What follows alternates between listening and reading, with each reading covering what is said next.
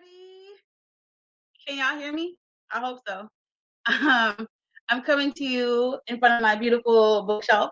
We are at the Mosaic Literary Conference, Black Utopia. I hope everyone's doing well. I am coming to y'all by way of the South Bronx, also Lenape land, so I want to give homage to that. I am wearing a nice blue shirt. I got my blonde kinks going, and I got a little lip for y'all. I definitely want to get this ball rolling because we don't have that much time, and I want to get right to the heart of wellness and health. So I want to bring on our lovely panelists. We have Suhaly, we have MutShat, and we have George.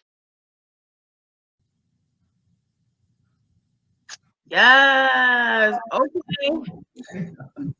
Hi, everybody. Hello. All right. So Suhaly might not be here right now, but hopefully she'll join us in a little bit. But in the meantime, I'm gonna just jump right on in because y'all are amazing, and I had to get ready. Okay, so we're just gonna jump right in.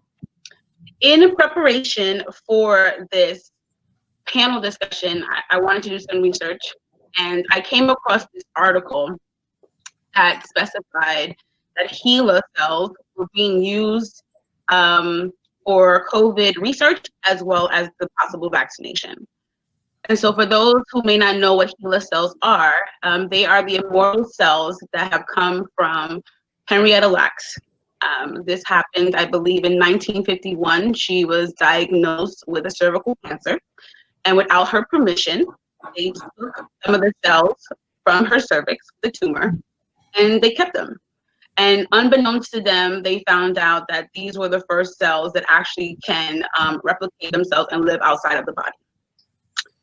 So George, I'm coming to you, straight to you, with this question that I want to pose. So, you know, George is a scholar around healthcare, U.S. healthcare, and you've written a book, and I want to make sure that I say this correctly. The book is called Medical Scarcity.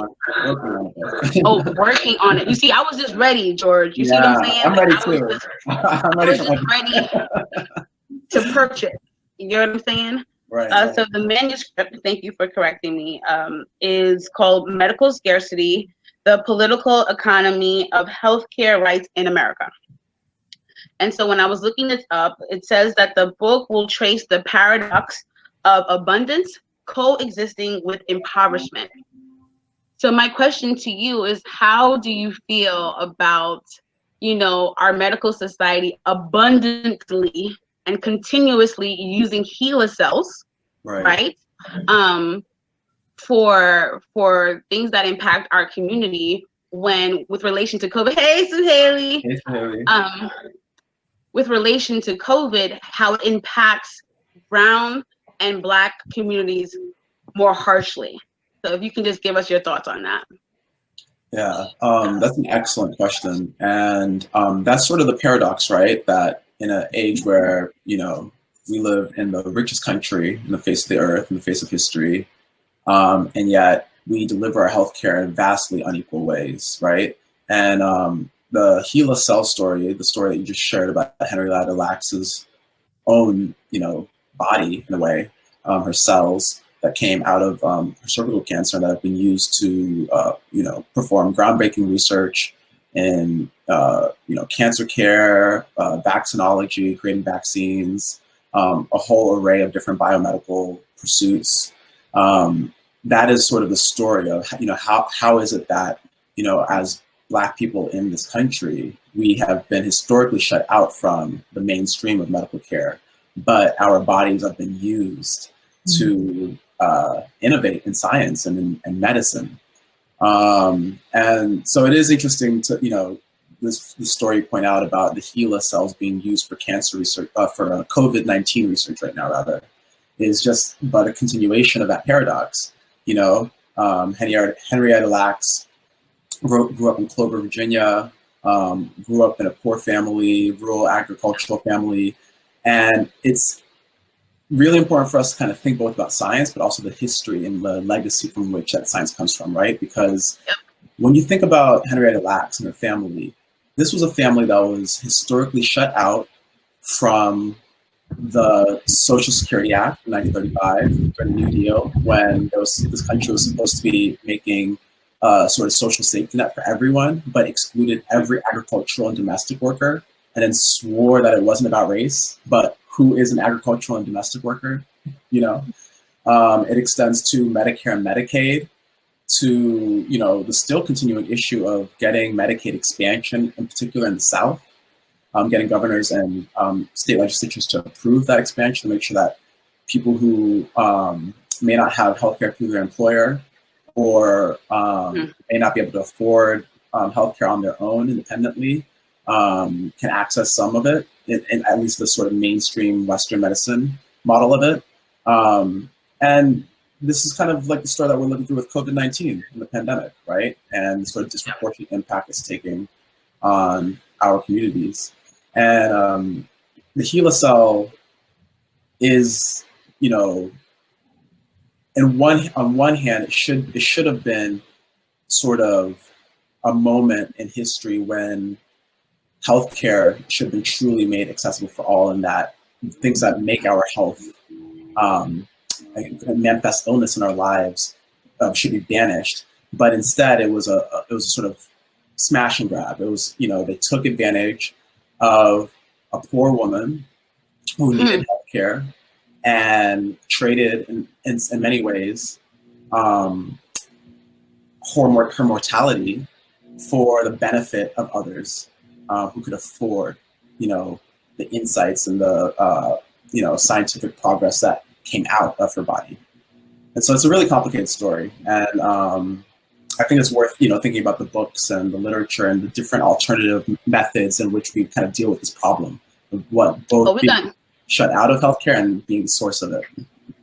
We're going to get to that. Get to that. So in honor of the theme of Black Utopia, I want to bring something into the space because we embody a myriad of different hats, right? So we have authors, artists, herbalists, yoga practitioners. So I want to just bring this into the space because I found this quote in relation to Alex Demillion's book, Black Utopia. And it says this: Black utopian artists and thinkers offer powerful visions of ways of being that are built on radical concepts of justice and freedom. They imagine a new Black citizen who would inhabit a world that soars above all existing notions of the possible. And so I feel like we definitely embody this concept of Black utopian thinkers and artists. So I'm going to just piggyback of what you shared, George, because, you know, we talk about medicine and science, but the original medicine was the land, right? There wouldn't be any pharmaceutical stuff without the land. And I want to bring Suhaly into this conversation as, you know, a cultural worker, arts administrator, again, a myriad of hats. You know, you are the founder of Moon Mother Apothecary, right? And if y'all haven't signed up, I'm not even gonna say nothing about that. Do your homework, y'all. Do your homework. I would love for you to expand on the intersection of plant power and people power and why it's extremely important in this current moment and moving forward.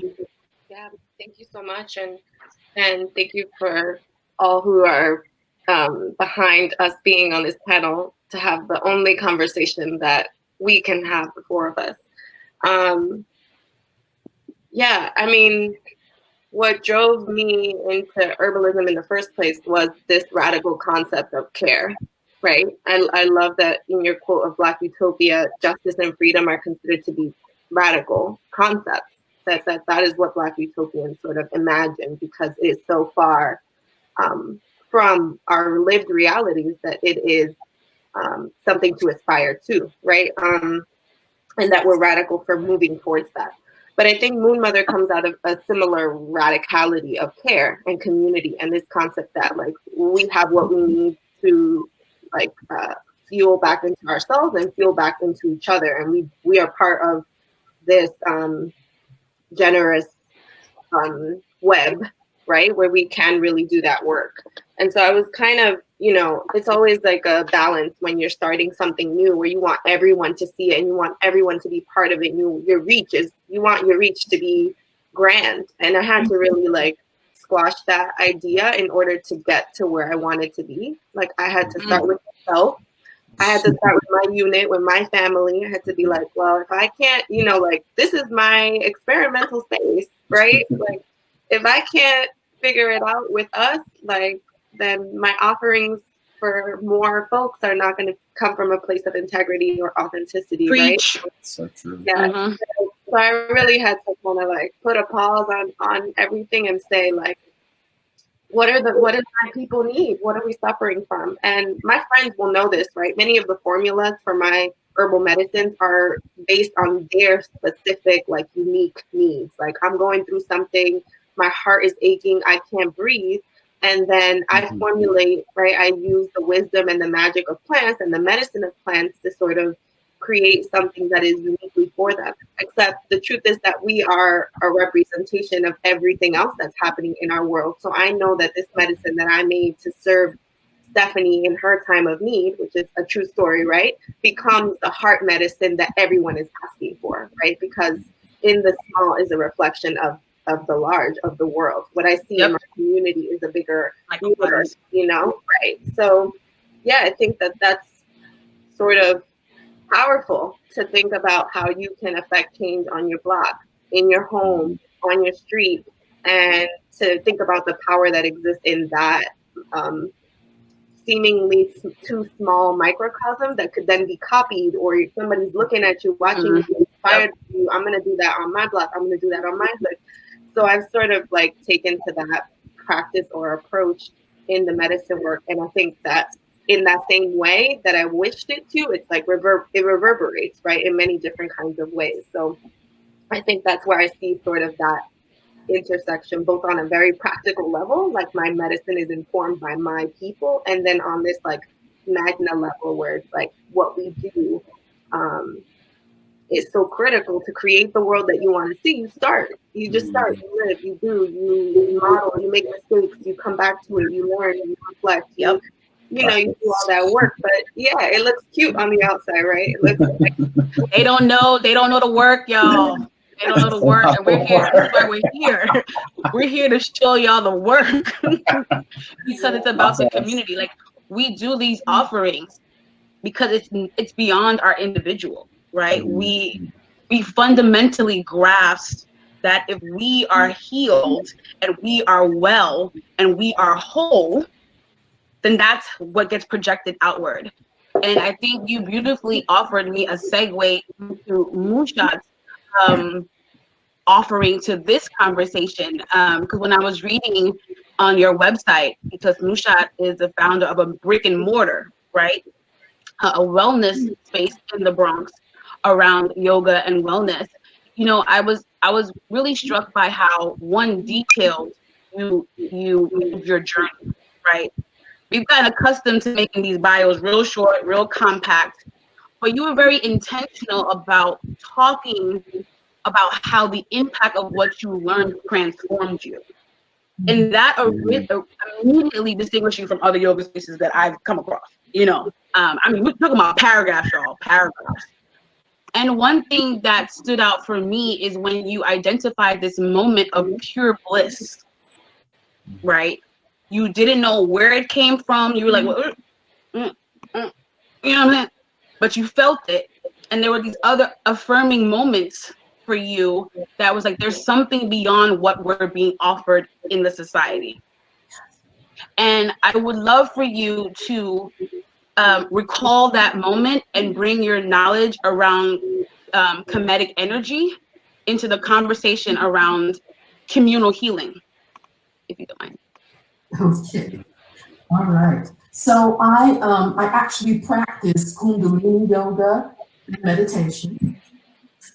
And I also practice comedic energy medicine. And both of those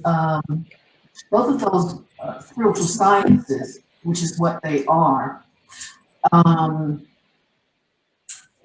really impact the people who practice them.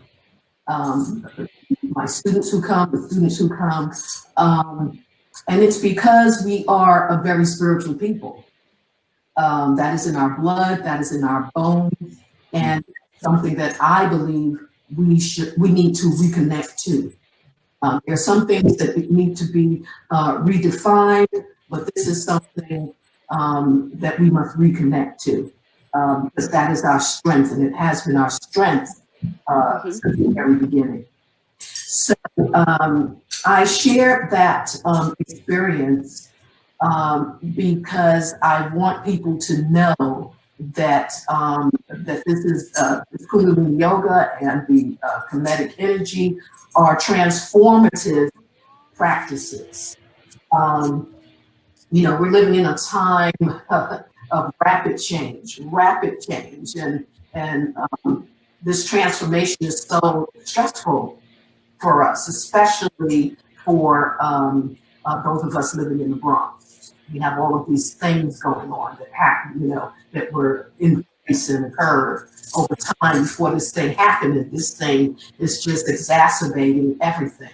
So we need tools, and I see both of those modalities as tools through which we can thrive, not just survive, but thrive. Yes, and you know, it's a very practical form of yoga. It addresses everything. It addresses the mental, the spiritual, the physical, and in some upcoming courses that I will be teaching based around the book that I've written, Meditations for Evolving People, it will be very specific to the issues or the things that people are going through, similar to what Suhaly has said, in terms of identifying, you know, what it is people are suffering with, and addressing those. Because at the root of all ailments, and I have to break and say this, that of all the 62 counties in the state of New York, the Bronx is on the bottom of the list, number 62, in terms of health outcomes. Yep. You know, and highest on the list of mortality rates, and this was before the. Yep. So, there has to be a shift. There has to be a shift. There has to be a holistic look at healthcare, healers, herbalists, you know, need to be in the forefront and be complementary to allopathic medicine. We need to be right in there. In all of the hospitals and all of the clinics, there needs to be a holistic component. And these healers need to be subsidized because they're often undervalued. Yes, and the arts are included. Boy, is that a healing modality. Mm-hmm. We need to change the way that healthcare is delivered in the Bronx, and my focus is on the Bronx. We need to change the way that healthcare is delivered. Yoga and meditation need to be right in there. All of these things need to be part of the treatment, because we see that as it is now, it is not working. It is not working. We're still suffering. We're still ill. So there has to be a re-education of the people, and this has to happen like yesterday, because they are bad little agenda. We have to move our agenda in there really quickly and make people aware that there are other alternatives to that COVID, and it has to do with building up your immune system. Building up the immune system. Building up the immune system. I'm gonna jump right in, you know, because truly this conversation, 45 minutes is not enough. Hint, hint, Ron. next time, when it comes to wellness and health, we definitely need to have an elongated conversation, right? Because it truly is impacted by all of the other social factors that we engage with daily. But what I want to do is create these stronger connections between all of y'all, because as we talk about holistic, I want to bring to the forefront that our society does not encourage the whole to begin with, right? We're constantly compartmentalizing ourselves whenever we enter into spaces, right? Like George mentioned, we have laws that literally separate communities, right? How we deliver messages around health separate communities. And then, so when I hear Suhaly talk about creating medicines specific to the person, because you can mass produce, you know what I mean? You can have a tincture for everybody, just ring it out. But that also speaks to, like, George is like, yes, you can. Mutual aid. Mutual aid. But what it brings up is that necessity to also honor how our myriad of experiences have made it unique in our bodies, right? And so how do we coalesce all of those things so that people can be aware? And that, to be honest, for me, and y'all can share your thoughts as we begin to wind down, two things. How do we, so I remember my thought now. So I feel that COVID has done one great thing. It has forced people to be still, right? Forced people to be still in order to, even if they can't articulate it, have it resonate in their body in a particular way so that they know something is awry, right? So that they can be like, this healthcare system really is the shit. Oops, can I say that on this? It's live, I don't care. It's really terrible. And so maybe pushing someone to investigate their agency, right?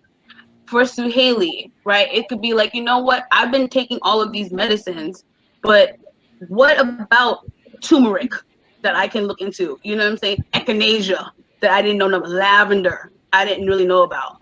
And, when I was talking to MutShat offline, I even said in my own experience I don't see many yoga practitioners that look like me.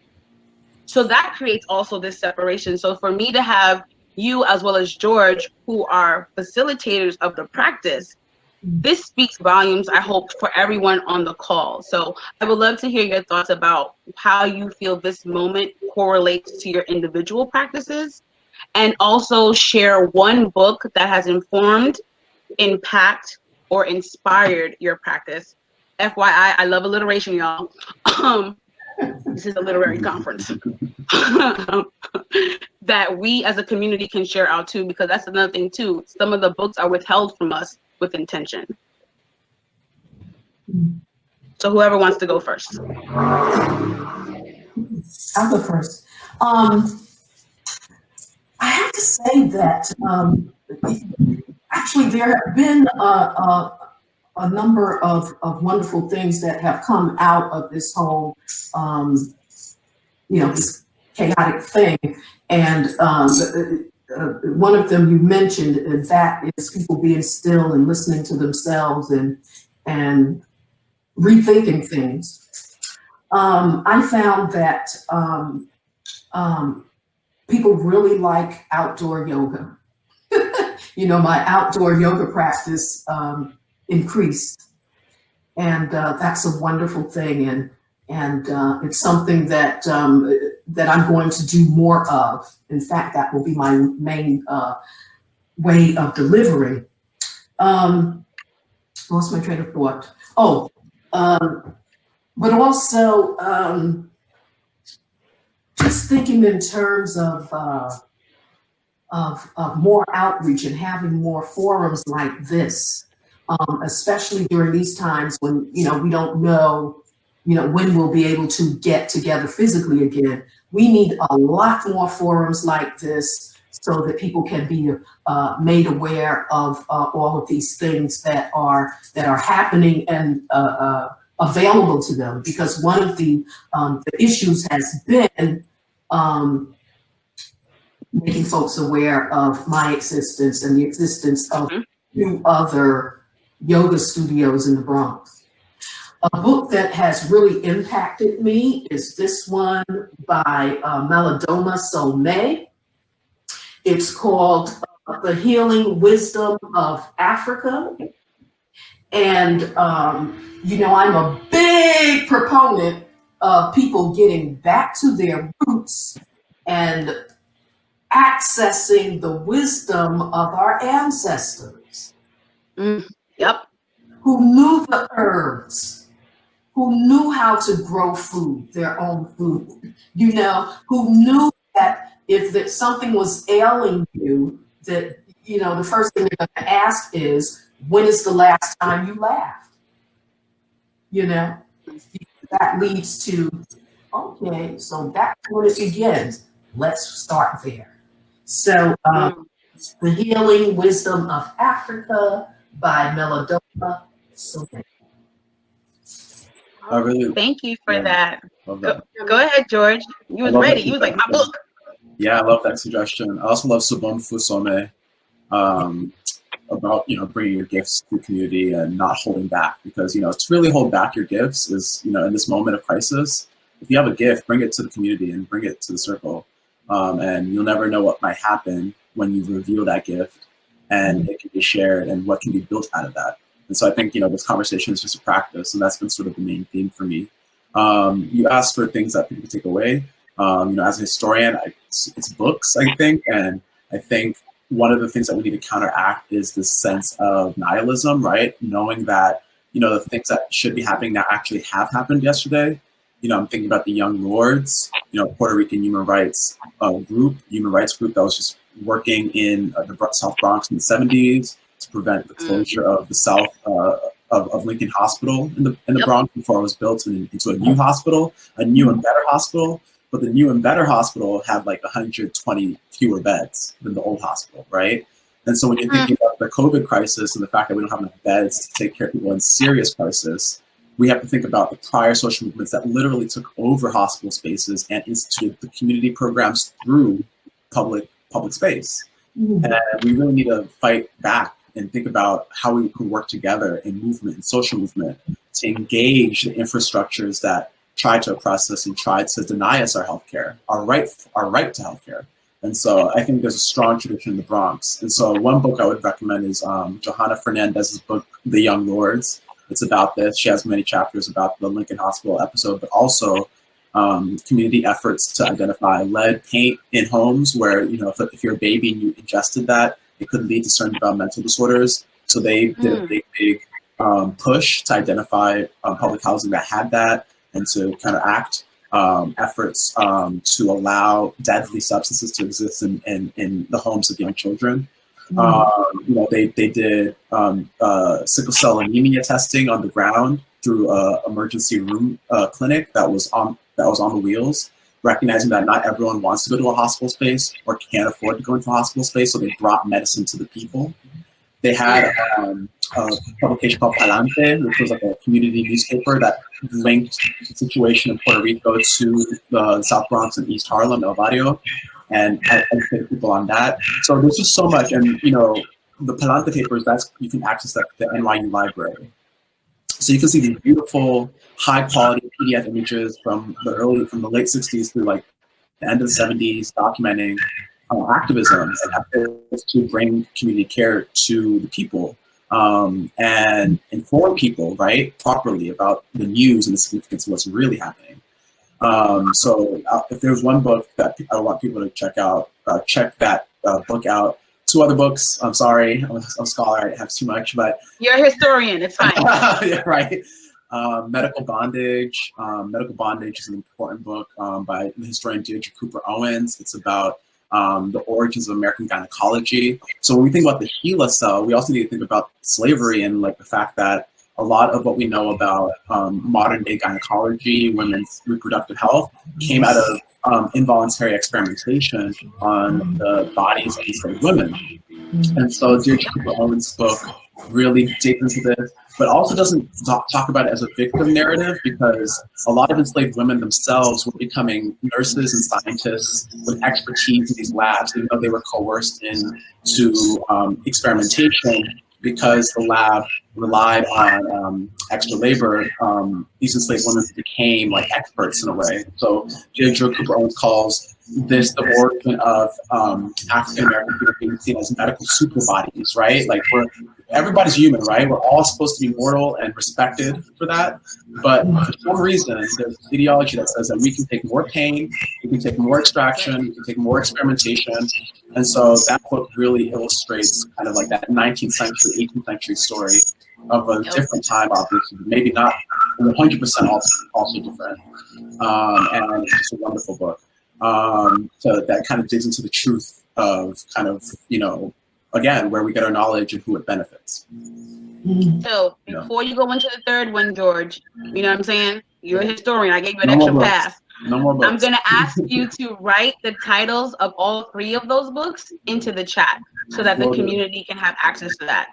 Suhaly, I would love to hear what has this moment in time done for your practice, as well as what book has really been pivotal in what you do and what you offer the community. Thanks, Tasha. Thank you for making the offering to put the book list in the chat, because I will definitely copy and paste that and for my own research. MutShat's recommendation, actually, Malidoma Somé is on my herbalism syllabus. So it's one of the authors that we read in our class, which I guess tells you the lens through which I'm learning herbalism, which is through a spiritual sort of channel, I would say. And I got to shout out Karen Rose at Sacred Vibe, my teacher in herbalism, who creates the syllabus and invites that sort of teaching into our practice. I think there's so many books. I put Alondra Nelson's Body and Soul into the chat. It's again nod to the history of like Black Panthers and medical discrimination, and I think this idea of like taking matters into our own hands, or like that is really prevalent. You see in the Young Lords Party and in the Black Panther Party. I think fiction is so inspiring to my practice. Like Octavia E. Butler's Parable of the Sower is one of the most inspiring books in my life.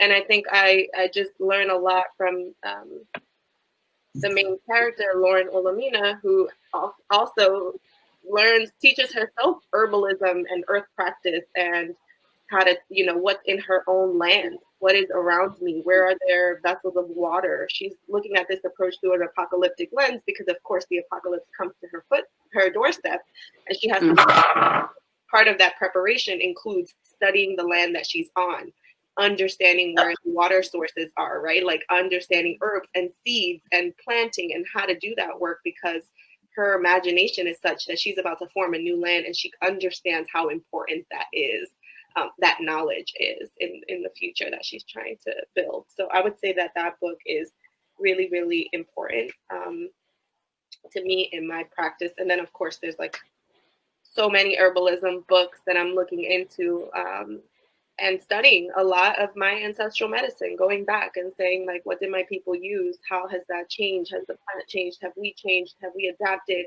We learn so much from the plants themselves, I think, in my practice, and the way that they move and their like colonized socio-political histories, how many wars they caused, between who. I think also that work is really central to my practice, understanding that and bringing that to the fore. You asked about the summer question you wanted to weave for the whole group.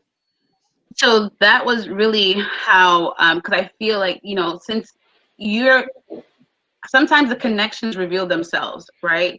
So in the offering that MutShat gave on, the book, you already are embodying that in your own practice, right? And then, George and MutShat are both yoga practitioners. So again, it's a myriad of things that show up that I wanted to have come to the forefront on its own, because a lot of times, I go to panels and it feels very prescriptive, you know what I'm saying?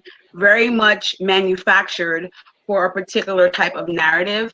And I want to offer it up that this conversation from my lens is not anti-Western medicine, right?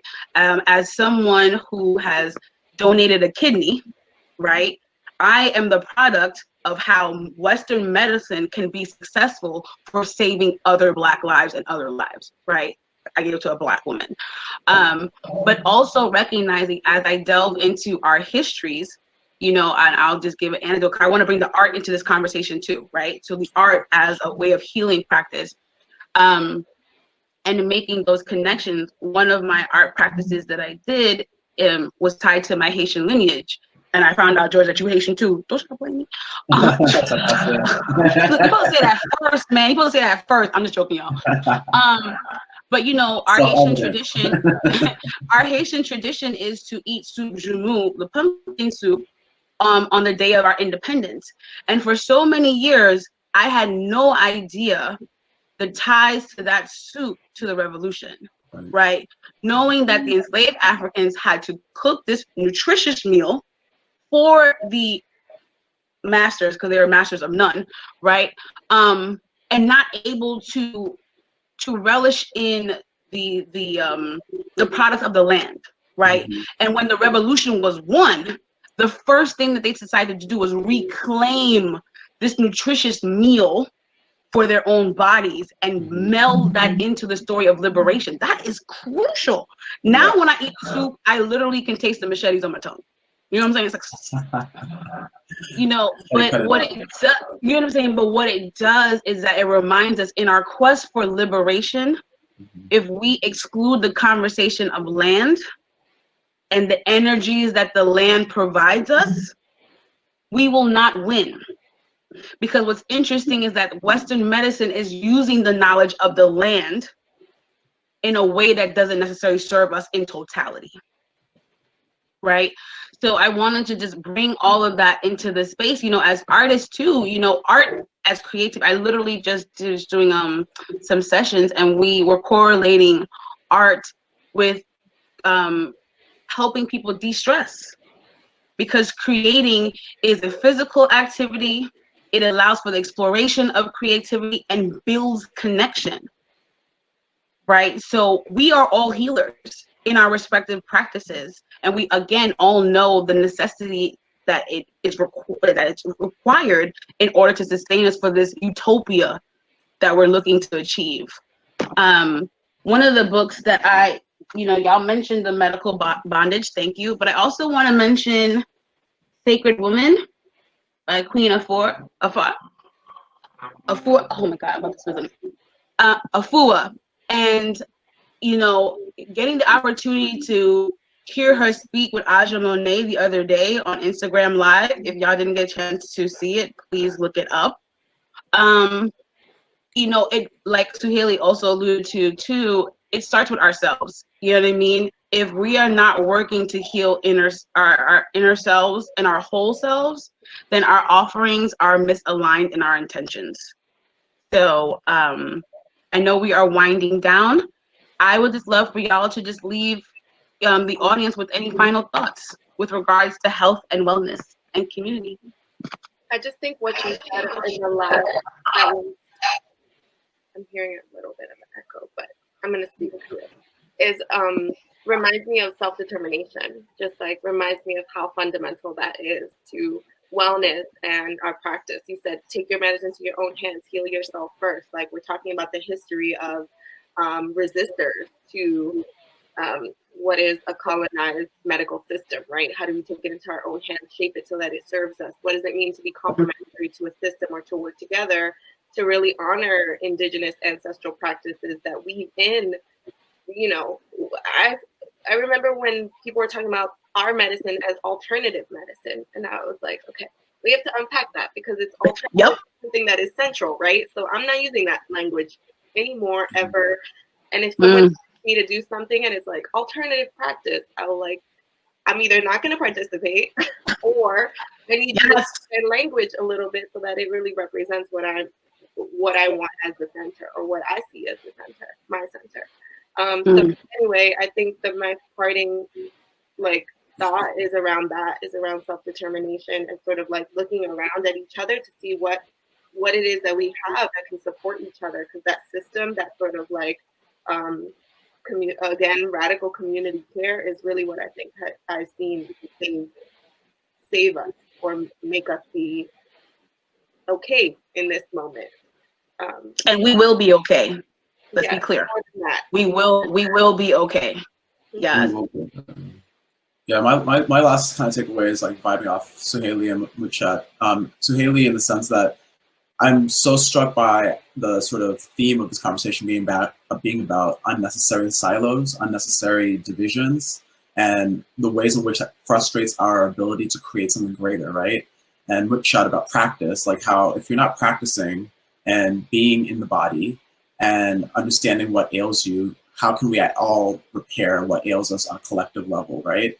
One way in which I've tried to do both is to like think about reading groups, very, very small reading groups with just very close friends. I'm gonna post a link to a Black Radical food list reading group that I had done with a few friends. You're free to adapt that for what you want to do.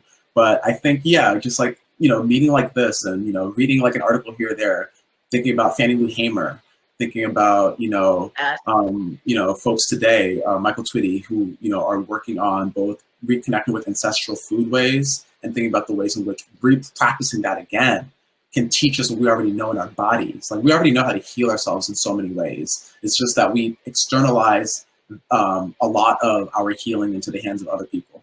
So what happens when we kind of work together to kind of practice and to think about and to read and to apply, right? I think, when we deal with the digital world and we deal with kind of the ways in which we've kind of given away our power, we don't realize how we're still very much in an analog world, y'all. And the more that we're like wandering and like building these things in this analog world, I think the more we can feel confident that we are more than prepared to kind of handle the challenge that lies ahead of us. And that's the story of Soup Jumu. That's the story of that soup, because that is a classic Sobon Fusome, giving of your gifts. On January 1st, Haitians go to each other's homes, bring in all sorts of Tupperware, Crocker, margarine, butter, reused cartons, anything that can hold that soup that you can bring to a fellow person and to like have that community to share what you've learned over the past year. The sort of subterranean, person to person whispers in the ear to like celebration in each other's homes, and everything in between. That's what Subjumu is. And so I think we need to lean more into that, like having these events, yes, but more than once a year, like in smaller formats, informally. When your back is tired, you can opt out. When you're feeling good, you can opt in. But whatever it is, there has to be a circle. And so we need to kind of cultivate this practice of both, being embodied in our practice and our bodies and what we need, but also in breaking down the silos, breaking down separation. That's really just an illusion, because we have such brilliance when we kind of open up. Thank you so much for that. All right, MutShat, this is you. So I just want to close by saying that,